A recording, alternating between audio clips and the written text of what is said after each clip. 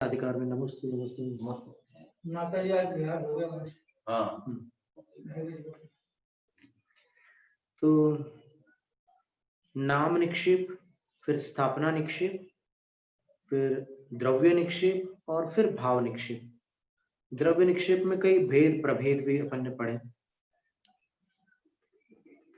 आगम नो आगम की चर्चा बार बार इसलिए कर रहे हैं निक्षेपों में क्योंकि ये जैन शासन जो है वो आगम शासन ही है। अब इसमें क्या है कि आगम शासन होते हुए ये आगम जो है इसका काल जो बताया तिलवे परिणति में वो 20,317 वर्ष काल है। 20,317 वर्ष में आगम का विच्छेद हो जाएगा। और फिर जो मुनि आर्य का श्रावक श्राविका है उनका विच्छेद 21,000 वर्ष में होगा। महावीर भगवान के 21,000 वर्ष बाद वो समाप्त होंगे और वहां पर पूर्णतः तीर्थ का विच्छेद हो जाएगा। तीर्थ दो प्रकार के हैं, श्रुत तीर्थ और धर्म तीर्थ। तो मुनि आर्य का श्रावक श्राविका इन चारों का अभाव हो जाने से धर्म तीर्थ समाप्त होगा और आगम समाप्त हो जाने से श्रुत तीर्थ समाप्त हो जाएगा।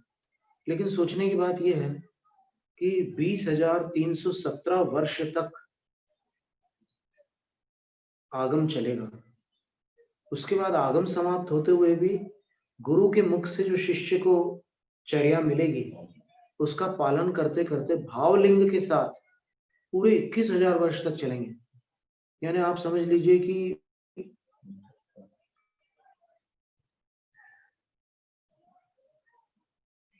687 वर्ष तक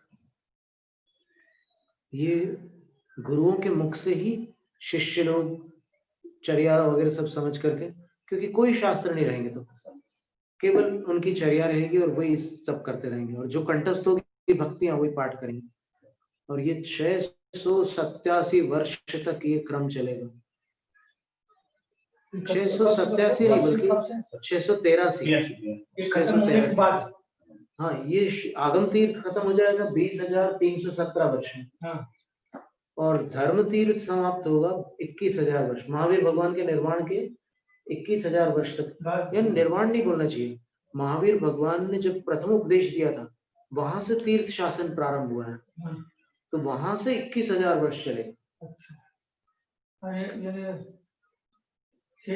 बल्कि कुछ वर्ष अधिक रहेंगे तो बिना शास्त्र क्योंकि बिना शास्त्र शास्त्र के चलेंगे।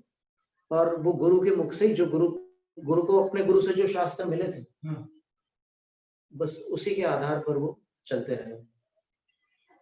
तो 683 वर्ष जितना बहुत थोड़ा रहेगा वो तो वो आत्मकल्याण के योग्य रहेगा। समिति और गुप्ति, बस इतना ही ज्ञान है। समिति और गुप्ति अष्ट प्रवचन मात्र का बताया ना, उतना ही ज्ञान रहेगा। यानी पुलाकों की जो जघन्य स्थिति रहती है वो उस काल में आ जाएगी। यद्यपि सर्व जघन्य संयम लब्धि स्थान जो होता है वो उन मुनिराज को होता है जो म्लेच्छखंड से चक्रवर्ती के साथ आकर मुनि दीक्षा को प्राप्त हुई। हाँ, वो हमेशा, यानी चक्रवर्ती के साथ आने वाले जो म्लेच्छ राजा हैं वो जो दीक्षा लेते हैं तो मुनि अवस्था के सबसे जघन्य संयम लब्धि स्थान उनके होते हैं। तो भी पुलाक मुनि के योग्य पंचम काल के सर्व जघन्य स्थान वहां हो जाएंगे। वीरांगज नाम के अंतिम मुनि होंगे। उनको केवल ज्ञान होगा? केवल ज्ञान तो नहीं होगा, अवधि ज्ञान होगा। अवधि ज्ञान होगा क्योंकि वो कल की राजा उनके ऊपर उपद्रव करेगा, उनके अंजलि से प्रथम ग्रास को कर के रूप में वसूल करेगा। जल मंथन उसका नाम होगा कल्कि का। और तब उनको अवधि ज्ञान प्रकट होगा और वो जान जाएंगे कि धर्म तीर्थ का विच्छेद काल आ चुका है। और फिर चारों सल्लेखना अंगीकार करेंगे, अंतराय करके मुनि आर्य का श्रावक श्राविका सभी सल्लेखना लेंगे और 2 दिन में उनकी सल्लेखना होगी। सौधर्म स्वर्ग में देव होंगे। मुनि 1 सागर की आयु वाले और आर्यिका श्रावक और श्राविका ये 1-1 पल्ले की जघन्य आयु वाले होंगे। वो ऋतु पटल में उत्पन्न होंगे बाकी, और वो जो है 1 सागर की आयु वाले वो सौधर्म स्वर्ग की आयु जो है 2 सागर, पर उसकी अर्ध आयु वाले ये मुनिराज होंगे, वहां उत्पन्न होंगे, चारों सम्यक दृष्टि। एक साथ हाँ, एक साथ जाएंगे सब। कुछ आगे पीछे हो सकता है, पर 2 दिन में सब हो जाए। ये पंचम काल के अंत की बात है।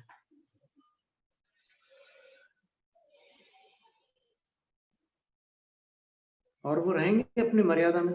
मुनि के साथ आर्यिका रह सकती है, मर्यादा में रह सकती है, ऐसा उससे सिद्ध हो जाता है। तो चार ही रहेंगे, कोई है ही नहीं, कोई है ही नहीं। और केवल चार ही रहेंगे। और अंत तक महावीर भगवान का शासन कहलाएगा वो।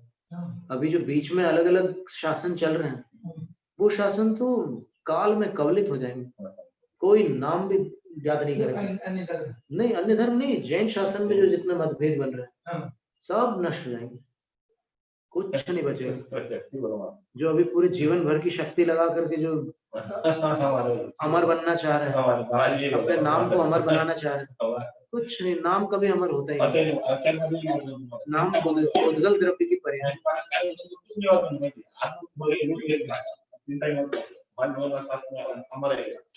हमारा ध्यान बढ़ गया था। नहीं तो आज शांति सागर आचार्य महाराज के विषय में हमने जो वक्तव्य दिया था, उसमें हमें ये बात खास बताने की थी, वो रह गई आज। कभी और बता देंगे। आचार्य शांति सागर महाराज जी ने एक बड़ी सुंदर बात कही थी, चिंता मत करना, अंत तक तो केवल महावीर भगवान का शासन चलेगा, बाकी सब बीच में काल कवलित हो जाएंगे, सब नष्ट हो जाएंगे। ये हमें कांतिलाल झवेरी जी जो थे ना, पलटन वाले थे ना, ये बारामती के थे, कहाँ थे? कांतिलाल झवेरी जो आचार्य श्री के परम भक्त थे, उनका जो काउंटर था वो गोल्ड का था, सोने का। उनका झवेरी थे ना, तो वो तो आचार्य श्री का आशीर्वाद ऐसा था कि एकदम उनके भक्त लोग संपन्न भी थे, एक अपेक्षा से देखे, अंदर से और बाहर से। तो ऐसी भी शक्तियां होती है आशीर्वाद में, वरदान में, नाना प्रकार की क्षमताएं होती है आशीर्वाद में गुरु की। रविंद्र जैन को विमल सागर आचार्य महाराज ने एक आशीर्वाद दिया था, तो वो ऐसा आशीर्वाद था उनका कि उनके जैसा कोई कभी नहीं हुआ, रविंद्र जैन जैसा। वो सेकंड्स में कविता बनाते थे, बाकी लोग मिनट्स और घंटों में बनाते, वो तुरंत बनाते थे। उन्होंने आंखों से देखा महाराज जी कि वो ट्रस्टीज लोगों के नाम उनके कान में वो बताते जा रहा है कोई, और वो उसको कविता में गाते जा रहे हैं, लगे हाथ। ये आचार्य महाराज का आशीर्वाद, और कोई शक्ति नहीं थी। कोई करके बता दे, अगर इसको कोई नकार रहा हो तो वो सैंपल करके बताए। महाराज जी एक समय पानी भरवा रहा है हमारी बात में, वो पोस्ट के पानी भरा स्वांडा क्योंकि बिगड़े को विवास हो कुछ नहीं, वो तो आंखों से कभी देखे नहीं है, और गुणगान कर रहे हैं। आप आंखों से तो देखे नहीं। नहीं, महाराज तो उनके शिष्य, उनके तो संघर्ष थे। रविंद्र जैन, रविंद्र जैन ने क्या बात है, रविंद्र जैन ने आंखों से नहीं देखा गुरु को, लेकिन कानों से उन्होंने प्राप्त किया।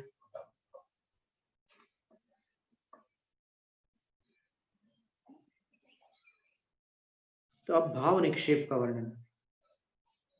अर्पितेन विवर्तेन वर्तमानेन संयुतम् द्रव्यं भावो भवेत् भाव मात्रं वा विनयाश्रयः। भाव किसको कहते हैं? तो आचार्य कह रहे हैं कि वर्तमानेन अर्पितेन विवर्तेन संयुतम् द्रव्यम, वर्तमान की विवक्षित पर्याय से युक्त द्रव्य को भाव कहते हैं। यानी तीर्थंकर पर्याय से युक्त समोसरण में विराजमान महावीर स्वामी को महावीर तीर्थंकर कहना भाव निक्षेप है, और अभिषेक के समय उनको तीर्थंकर कहना द्रव्य निक्षेप। दोनों बातें। द्रव्य निक्षेप सर्वथा अपूज्य नहीं होता है। देखो, प्रधानता से ये कथन किया गया है कि स्थापना निक्षेप और भाव निक्षेप पूज्य होते हैं, पर द्रव्य निक्षेप सर्वथा अपूज्य नहीं होता है, और न ही नाम निक्षेप सर्वथा अपूज्य होता है। जैसे तीर्थंकर महावीर ये नाम था उनका, किसी का नाम महावीर रख दिया तो उसका नाम लिख करके अपन केवल नाम लिख करके उसका अनादर नहीं कर सकते। जैसे महावीर शब्द लिखा किसी ने, अब उसको ऐसे आप कचरे में नहीं डाल सकते। महावीर शब्द लिख करके आप उस कागज को कचरे में नहीं फेंक सकते, या तो उसको उसका वो कर दीजिए, विसर्जन कर दीजिए, फिर करना पड़ेगा। तो कथनचित चारों निक्षेप जो है उनका अपना महत्व है। द्रव्य निक्षेप सर्वथा अपूज्य नहीं है। नहीं तो फिर महावीर भगवान को सुमेरु पर्वत पर उन जिस पांडुक शिला पर विराजमान हुए थे, उस पांडुक शिला की अष्टद्रव्यों से पूजा क्यों की देवों ने? भगवान को विराजमान करने से पहले उन्होंने अष्टद्रव्यों से पूजा की पांडुक शिला की, ये लिखा हुआ है शास्त्रों में। क्यों की? तो वो द्रव्य निक्षेप से उस समय तीर्थन करते तब भी पूजा की, तो वो भी एक ध्यान में रखने की बात है। और तीर्थंकरों की जन्म कल्याणक वाली जो भूमि होती है उसकी वंदना का निर्देश क्यों दिया है मूलाचार में साधुओं को?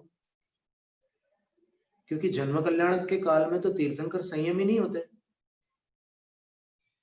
तो संयमी न होते हुए भी साधुओं को उनके जन्म कल्याणक की भूमि की वंदना का निर्देश क्यों दिया गया है? ये सारी बातें समझने की है। ज्यादा खींचातानी करना शोभा नहीं देता। इस काल में अपन है ही कितना ज्ञान आपके पास, कैसे आप मतलब आप अपनी नम्रता को कैसे छोड़ सकते हो? मूलाचार ग्रंथ का विधान है और यहां तक लिखा है कि वहां 25 श्वास का कायत्सर्ग करो आप निषेधिका आदि स्थानों में, बाकी समय 27 श्वास का कायत्सर्ग, वहां 25 श्वास का कायत्सर्ग करोगे। भक्त पाणे उच्चार पस्सवणे निसी ही वंदनाए, भोजन लेने के बाद जब लौट के आते हैं तो उस 25 श्वास का एक कायत्सर्ग करना है साधु को, आहार जल ग्रहण करने के बाद। फिर मलमूत्र विसर्जन के बाद 25 श्वास का कायत्सर्ग करना है, और इन स्थानों की वंदना में 25 श्वास का कायत्सर्ग करना होता है। तो वो स्थान वंदनीय क्यों है? ये सत्य है कि असंयमी की वंदना नहीं की जाती। आचार्य कुंदकुंद स्वामी की गाथा का जो अर्थ निकाला है लोगों ने, असंजदम न वंदे, उसका अर्थ क्या निकाला है लोगों ने? असंयमी की वंदना नहीं करनी चाहिए। वो छाया करती वंदेत, जबकि वंदे जो क्रियापद है वो आत्मने पद का उत्तम पुरुष है। यानी वो आचार्य कुंदकुंद स्वामी कह रहे हैं कि मैं असंयमी की वंदना नहीं करता, और यहाँ असंयमी कह रहा है कि मैं असंयमी की वंदना नहीं करता। क्या उल्टा दिमाग। अरे तो सौधर्मेंद्र असंयमी है, तीर्थंकर जन्मे हुए भी असंयमी है। सौधर्मेंद्र कैसे अर्घ्य चढ़ाता है तीर्थंकर को? वंदना नहीं करता क्या? और जो पंच कल्याणकों से पूजित है तीर्थंकर, तो उनके पांचों कल्याणक पूज्य हैं। सातिशय पूजा हत्वाद वार हंतर, धवला की पहली पुस्तक में लिखा है कि पांचों कल्याणकों की पूजा की जाती है जिनकी, वो अरहंत तीर्थंकर भगवान होता है। कैसे अवंदनीय हो जाएंगे वो? गर्भ कल्याणक में वंदनीय होते हैं।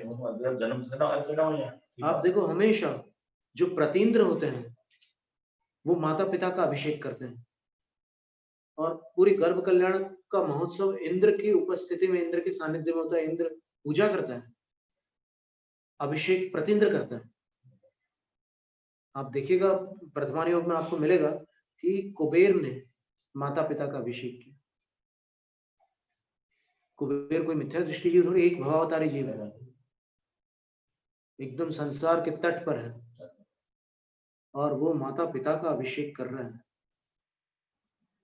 कैसे कर रहा है वो? अपूज्य मान करके कर रहा है क्या? तो ये अगर इतना विवेक आ जाए यहाँ के विद्वानों को और स्वाध्यायी जनों को कि जो अपने आराध्य देव हैं, अपने जो तीर्थंकर भगवान हैं, उनके आश्रित द्रव्य क्षेत्र काल और भाव ये चारों मंगलकारी है। और मंगल शब्द का अर्थ बतावला में क्या लिखा है कि जो कर्मों को नष्ट करने वाला हो, पापों को गला देने वाला हो, उसको मंगल कहते हैं। तो वो सब उस श्रेणी में आ जाता है। नहीं तो कल्याणकों की व्यवस्था बनेगी नहीं। आप ज्यादा तर्क कुतर्क करोगे ना कि हम तो परमेष्ठियों की वंदना करते हैं। अरे काय के परमेष्ठी की वंदना करते हो? परमेष्ठी से जुड़े हुए उनके चरण धूल लेते होगी नहीं गंधोदक में, चौके में? क्या कौन सा गुणस्थान है चौके उसका धूल का? गंधोदक का कौन सा गुणस्थान है बताओ? अधिक चतुराई अच्छी नहीं होती, हमेशा नुकसान पहुंचाती अधिक चतुराई। भाव निक्षेप के भेद बतला रहे। ऐसे बाय द वे चर्चा निकल आई, थोड़ी ऐसी आनुषंगिक चर्चा थी। तो बात यही थी कि 4 निक्षेप जो बताया उसमें द्रव्य निक्षेप भी सर्वथा अवंदनीय नहीं होता, सर्वथा अपूज्य नहीं होता। भाव निक्षेप, भाव आगम नो आग मद विभेद तयोर भवेत आगम समता शास्त्रार्थोपयोग युतो यति। भाव निक्षेप में आगम भाव और नो आगम भाव ऐसे 2 भेद बनते हैं। आगम भाव निक्षेप, नो आगम भाव निक्षेप। आगम भाव निक्षेप क्या है कि अभी सामायिक का प्रकरण चल रहा है, उसकी व्याख्या हो रही है। तो समता शास्त्र के अर्थ को जानने वाले और उसमें उनका ध्यान उपयोग भी लगा हुआ है, उससे युक्त जो यति है वो आगम भाव निक्षेप कहलाते हैं। भाव निक्षेप में क्या है कि उनका ध्यान उसमें परिणत होना चाहिए, तब वो भाव निक्षेप होता है। नो आगम भाव निक्षेप क्या है? द्विभेद उपयुक्त तत्परिणत इति तरह शास्त्रम विनोपयुक्तोस्य शास्त्रम विनोपयुक्तस्यामुपयुक्त इति स्मृतः। नो आगम भाव निक्षेप के भी 2 भेद होते, एक उपयुक्त और दूसरा तत्परिणत। तो शास्त्र के बिना ही समता में जिनका उपयोग लगा हुआ है वे मुनि ज्ञान की अपेक्षा से समता में स्थित है, उसमें उनका ज्ञान है, उपयोग है, वो उपयुक्त कहलाता है। और तत्परिणत कौन होते हैं तो उसका वर्णन अभी करेंगे।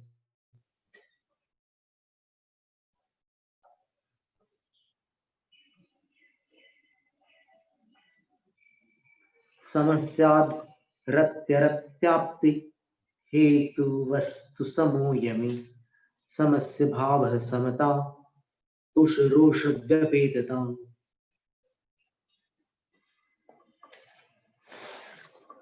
रति और अरति की प्राप्ति में हेतुभूत जो भी वस्तु है उनके प्रति जो यमी अर्थात संयमी समान भाव रख रहे हैं उसका नाम समता भाव है।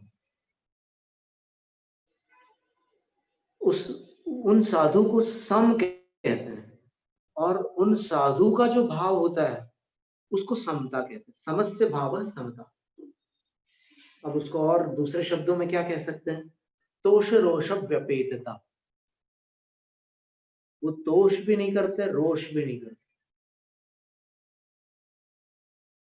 तोष का अर्थ होता है संतोष, रोष का अर्थ होता है नाराजगी। राजी भी नहीं होते, नाराज भी नहीं। प्रीति और अप्रीति में हेतुभूत जो वस्तु है उसके प्रति समान रहने वाले जो संयमी है वो सम कहलाते हैं और सम जो संयमी है उनके भाव को समता कहते हैं, जिसका अभिप्राय है हर्ष और विषाद से रहित होना, तोष और रोष से रहित होना। फिर क्या कह रहे हैं? संज्ञ स्वार्थ निवृत्त्यात्म नेन्द्रियाणामयोन्यनम समयः सामायिकं नाम स एव समता वयम्। समय सामयिकं नाम, यहाँ सामयिक पाठ है, ध्यान में रखना।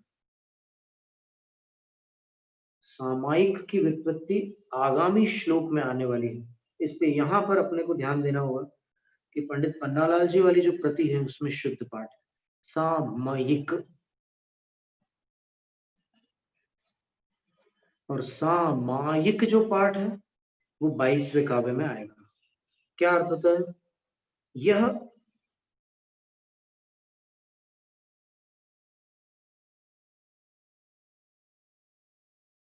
सामयिक शब्द समय शब्द से बनता है और सामायिक शब्द समाय शब्द से बनता है। ये एकदम हमेशा याद रखने की बात है। दो भिन्न शब्द है, सामयिक और दूसरा सामायिक। तो सामयिक शब्द जो बना है वो समय शब्द से बना है और सामायिक शब्द बना है वो समाय शब्द से बना है।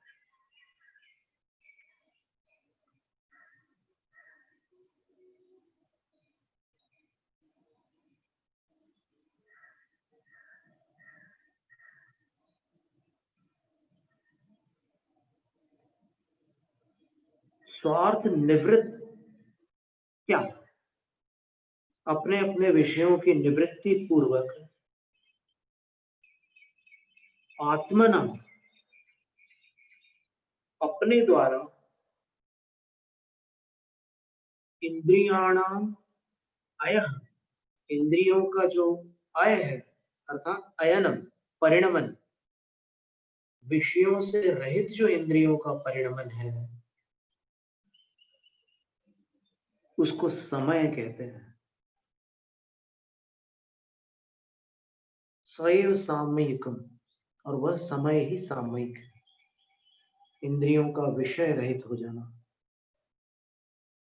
अब इंद्रियों में फिर मन को भी उपलक्षण न्याय से ग्रहण करना। इंद्रिय और मन अपने अपने जो संसार में भटकाने वाले विषय हैं उनसे निवृत्त हो जाए, इसका नाम समय है। और ये समय ही सामयिक है, सामयिक है। ठीक है, एक बात है। पर सैव समता है, अब वही समता, उसका दूसरा नाम उसका समता है।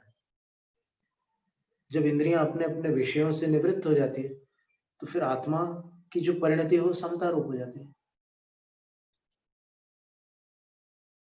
इष्ट और अनिष्ट दोनों विषय छूट गए तो क्या स्थिति बनेगी? राग और द्वेष नहीं होगा। अनिष्ट विषय से द्वेष होता था, इष्ट विषय से राग होता था, दोनों छूट गए तो क्या स्थिति बनेगी? समता। इसी का नाम समता। अब फिर कहते हैं समस्या राग रोषस्य सर्ववस्तुष्वयोर्यनम समायः स्यात् सदैवोक्तम सामायिकमिति श्रुति। अब जो सम साधु है, राग द्वेष से रहित, अराग रोषस्य, राग भी नहीं है और रोष भी नहीं है उनमें, ऐसे जो साधु है उनका सर्व वस्तुषु सब वस्तुओं के प्रति अयनम जो उनकी परिणति है उसको समाय कहते हैं। समाय, सम यानी जो समता भावी साधु है वो, और उनका अय, अय का अर्थ होता है परिणमन। समता भावी साधु का सर्व वस्तुओं के जो प्रति परिणमन होता है उसको सम और अय, इनको जोड़ो, समाय हो गया।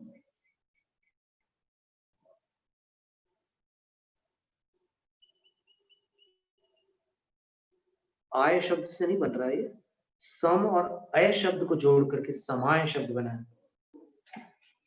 तो उनका परिणमन, उन साधु का परिणमन समाय कहलाता है। स्यात् सैव उक्तम श्रुते सामायिकम, उसी को आगम में सामायिक कहा। समता भावी साधुओं का जो प्रत्येक वस्तु के प्रति परिणमन है वो राग द्वेष रहित साधु का जो परिणमन है उसी का नाम सामायिक है। तो सामयिक कह लो या सामायिक कह लो, दोनों का अर्थ तो भाव एक ही आ रहा है, शब्दों की व्युत्पत्ति थोड़ी अलग हो रही है। क्योंकि समय शब्द की व्युत्पत्ति उन्होंने ये की है कि अपने विषयों से निवृत्ति पूर्वक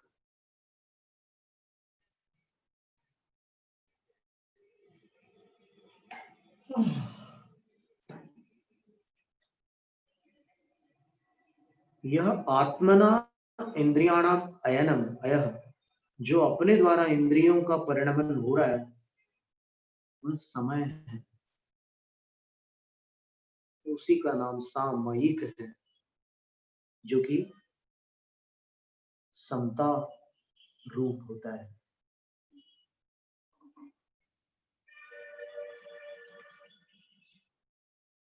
अब इसके उपरांत 23वें काव्य में आचार्य महाराज कह रहे हैं, अभी तो कहा था ना कि इसके दो भेद हैं भाव निक्षेप के, एक आगम भाव निक्षेप, दूसरे नो आगम भाव निक्षेप। अब नो आगम भाव निक्षेप में एक तो उपयुक्त और दूसरे तत्परिणत। उपयुक्त जो होते हैं वो ज्ञान की अपेक्षा से सामायिक के विषय को जान रहे हैं, और तत्परिणत जो है वो समता भाव में ही लीन हो गए, वो तत्परिणत। अभी ये बता रहे हैं, समतोपेत चित्तो यह सतत्परिणताह्वयः प्रकृतोत्राय मन्यासु क्रियास्वेवं निरूपयेत्। समता से उपेत है चित्त जिनका, उपेत का अर्थ होता है सहित और अपेत का अर्थ होता है रहित। तो यहाँ पर समतोपेत लिखा, समता से उपेत है सहित है चित्त जिनका, स वह साधु तत्परिणताह्वयः, तत्परिणत इस संज्ञा के धारी है। प्रकृतोत्रायम अन्यासु, ये साधु प्रकरण को प्राप्त है और यहाँ पर अन्यासु क्रियासु, अन्य क्रियाओं में भी, यानी अभी छठ आवश्यक क्रियाओं में जैसे समता का वर्णन किया सामायिक का, अन्य क्रियाओं में भी इसी प्रकार सारे भेदों को निरूपित कर लेना, देख लेना, जान लेना, समझ लेना। चतुर्विंशति स्तव में भी ऐसे ही भेद लगा लेना, वंदना में भी ऐसे ही भेद लगा लेना, प्रतिक्रमण आदि सभी में ऐसे भेद कर लेना। सर्वव्यासंग निर्मुक्त संशुद्ध करणत्रयः धौत हस्तपद द्वंद्व परमानंद मंदिरम चैत्य चैत्यालयादीनां स्तवनादौ कृतोद्यमः भवेदनंत संसार संतानोच्छित्तये यति।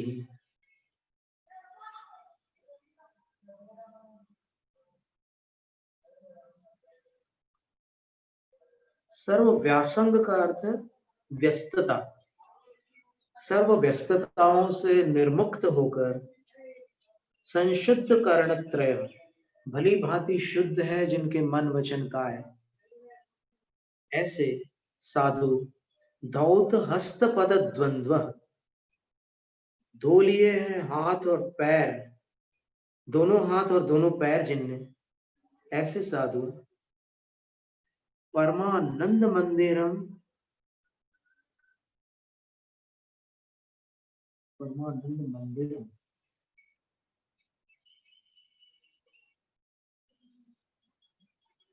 यथास्यात् तथा लगाना होगा।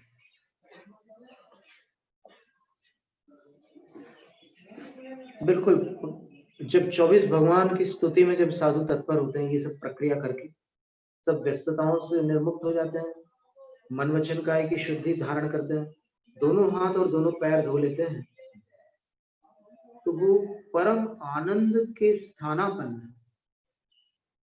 मंदिर स्वरूप चैत्य चैत्यालय आदिकों की स्तुति आदि में प्रयत्न करते हैं, कृतोद्यम, उद्यम करते हैं, अर्थात चैत्य चैत्यालयों की स्तुति में तत्पर होते हैं। वह वे यति अनंत संसार संतानोच्छित्तये भवेत्, जो अनंत संसार है उसकी परिपाटी का विनाश करने में तत्पर हो जाते हैं। उनकी वह प्रवृत्ति अनंत संसार का नाश करने वाली होती है।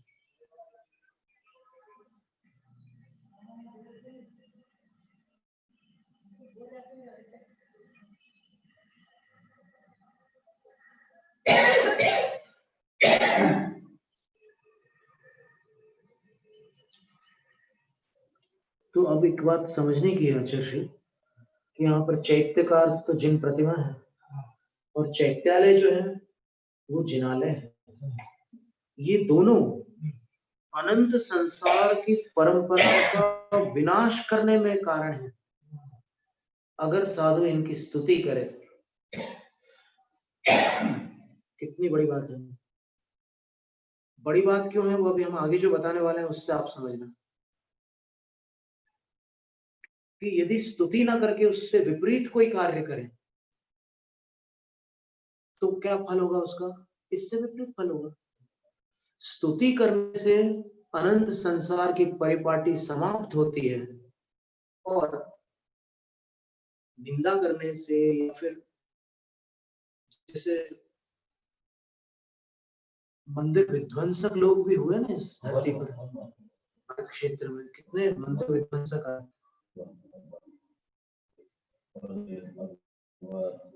जो भी हो जैसे भी हो, तो वह जो विध्वंस आदि है, स्तवन आदि जो है वो अनंत संसार की परिपाटी का नाश करते हैं और विध्वंस आदि जो है वो अनंत संसार की परिपाटी की वृद्धि करने वाले कार्य हैं।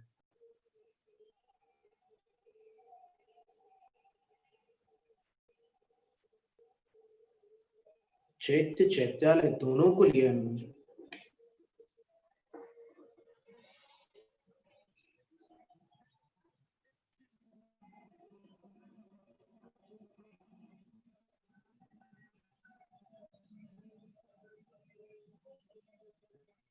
अब किसी का ऐसा प्रश्न आया था कि जैसे मान लो वो लोग, अब नाम क्या लेना, मुगल सम्राट लोग,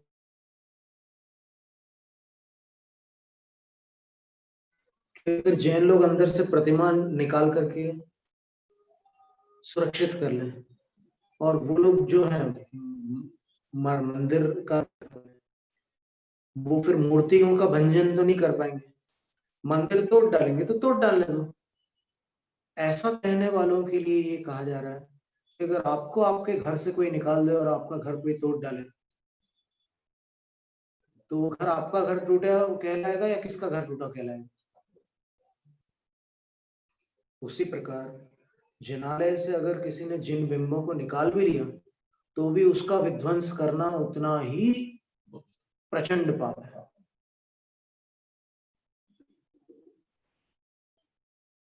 उन्होंने मुख्य रूप से मूर्तियों को कई बार जैन ने बहुत प्रयास किया, कितना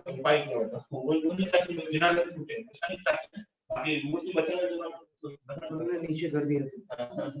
पर उसमें क्या है कि ऐसा नहीं है कि आपने मूर्तियां बचा ली तो फिर जिनालय का विध्वंस हो गया तो कोई नुकसान नहीं हुआ, ऐसा नहीं है।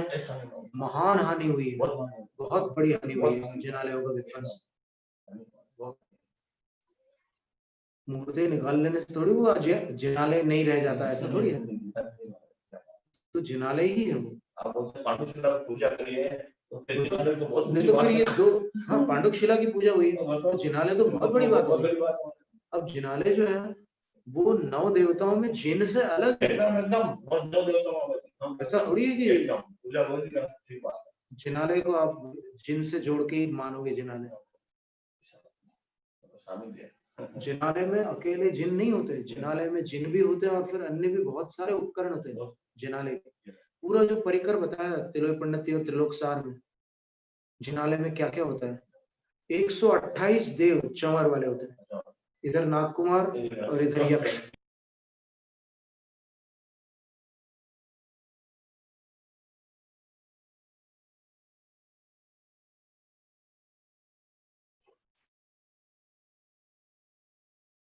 नेटवर्क का प्रॉब्लम हो सकता है, कोई बात नहीं। 64 हाँ 64 नहीं, इधर 32 इधर 32 देव देवियां जो जोड़े रहेंगे 32 रहेंगे, तो 32 जोड़े माने 64 हो गए, यानी 32 देव और 32 देवियां रहेंगी।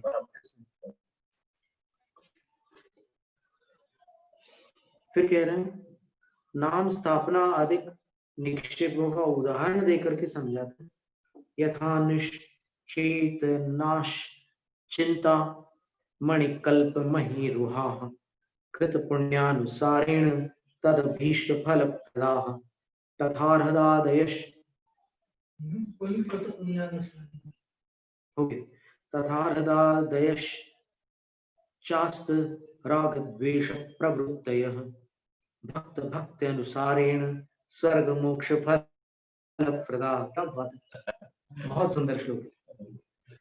आचार्य कह रहे हैं कि जिस प्रकार अचेतन चिंतामणि है, अचेतन कल्प वृक्ष है, अचेतन होते हुए भी किए गए पुण्य के अनुसार वो प्राणियों के लिए उनके अभीष्ट फल को प्रदान करने वाले होते हैं, उसी प्रकार अरहत आदि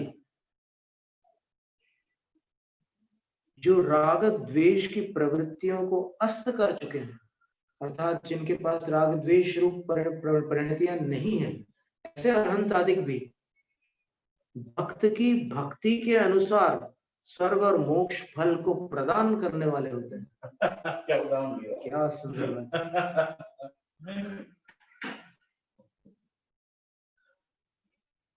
इसीलिए वहां पर भक्ति मुक्ति दाता लिखा है पूजा में, बिल्कुल सही लिखा है। कभी सिद्धांत चक्रवर्ती के वचन है, आचार्य वीरेंद्र सिद्धांत चक्रवर्ती, सिद्धांत विरुद्ध तो हो ही नहीं सकते उनके वचन, और सिद्धांत विरुद्ध जिनके वचन होते हैं वो सिद्धांत चक्रवर्ती नहीं होते। फिर एक बहुत सुंदर श्लोक है, गापहारिणी मुद्रा गरुडस्य यथा तथा जिनस्याप्येन सुहंत्री दुरितारातिपातिनः। क्या सुंदर बात। ये श्लोक पंडित सुमेर चंद दिवाकर जी को भी बहुत प्रिय था। जिस प्रकार गरुड़ की मुद्रा विष का अपहरण करने वाली होती है, उसी प्रकार पाप रूपी शत्रु को पछाड़ने वाले जिनेंद्र भगवान की मुद्रा भी पापों का हनन करने वाली होती है। भगवान की मुद्रा के दर्शन से भी पाप नष्ट हो जाते, सीधा सवाल। सुमन संगमादंग तीह सूत्रम पवित्रताम पिष्ट प्रकृष्ट माधुर्यम प्रकृष्टेशुरसाद्यथा चंपा पावादि निर्वाण क्षेत्राधीनि पवित्रताम वंदितांच भजन्तेव वंद्य संगमतस्तथा। कितनी सुंदर बात है। आचार्य कह रहे हैं कि जिस प्रकार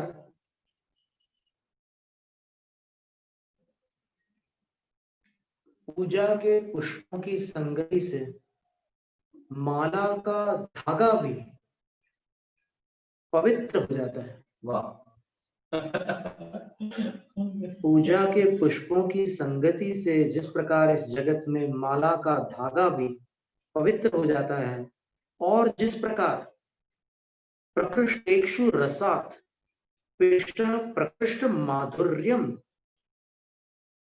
अंगति, जिस प्रकार आटा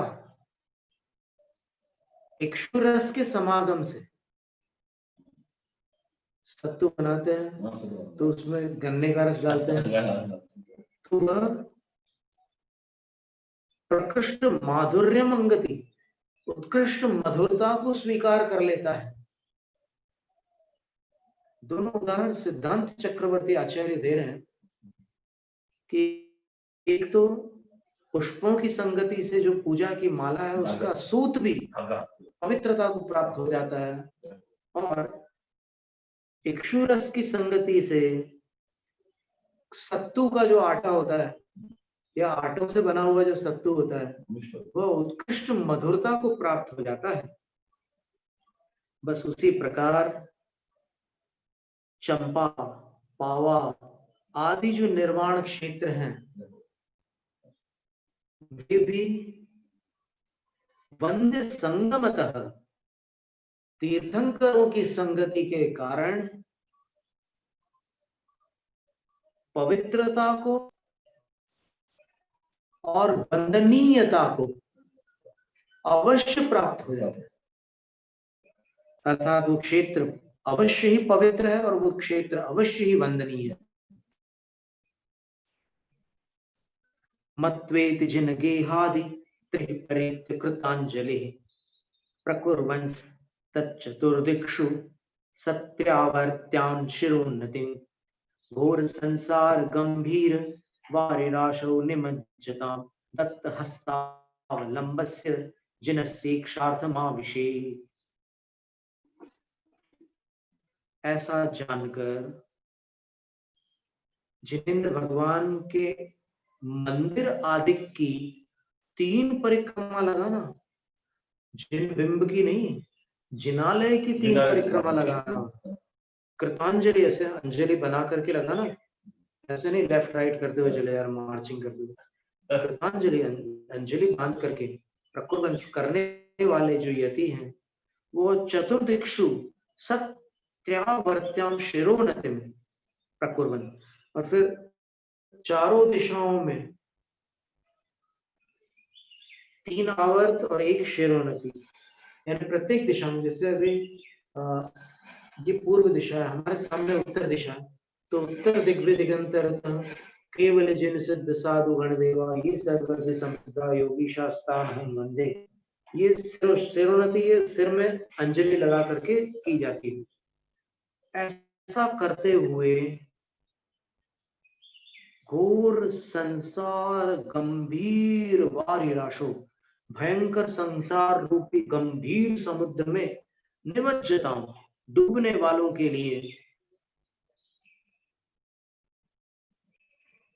जो दत्त हस्तावलंबस्य जिनस्य, जो डूब रहे प्राणी थे उनको जिनेंद्र भगवान ने ऐसे हाथ का सहारा दे दिया, आ जाओ, बचा लिया उन्हें डूबने से। तो ऐसे जिनेंद्र भगवान के इच्छार्थ दर्शन करने के लिए पूरे जिनालय की परिक्रमा लगाई 3, फिर ये सब क्रिया की, और फिर अंदर आविशेत भगवान के दर्शन के लिए, उसके पश्चात आविशेत यानी आए, अंदर प्रवेश करें। अपन चूक रहे थे यहाँ पर, अपन सीधे भगवान के पास चले जाते थे। वास्तव में आचार्य कह रहे हैं कि पहले जिनालय की परिक्रमा लगाओ फिर मंदिर में प्रवेश करो। बहुत सुंदर बात है।